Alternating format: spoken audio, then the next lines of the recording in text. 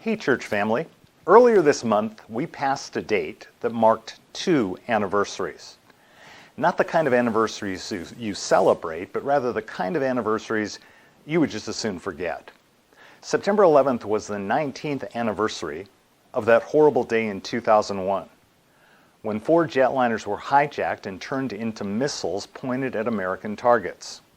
2 months after that terrible morning, then President George W. Bush said, "Time is passing, yet for the United States of America, there will be no forgetting September the 11th.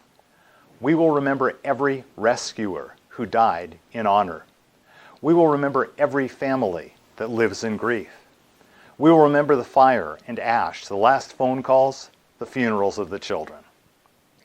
September 11th this year marked another anniversary, and that is that it was the 6th-month anniversary from the date that the World Health Organization officially declared COVID-19 to be a pandemic.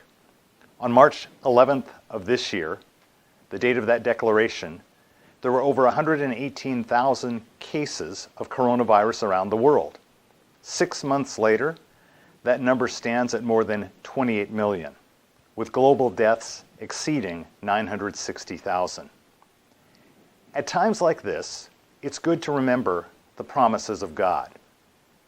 Psalm 34:18 tells us, "The Lord is close to the brokenhearted.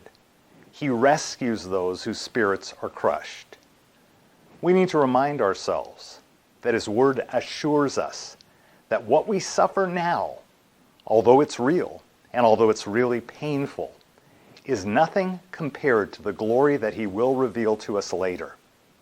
We need to remember that His Word tells us that this light, momentary affliction is preparing for us an eternal weight of glory beyond all comparison.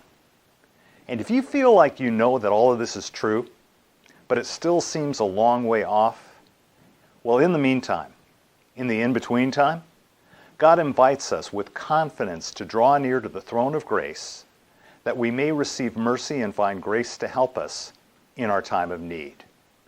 Thinking about what we're going through right now reminded me of the words of Corrie ten Boom, who said, "When a train goes through a tunnel and it gets dark, you don't throw away the ticket and jump off.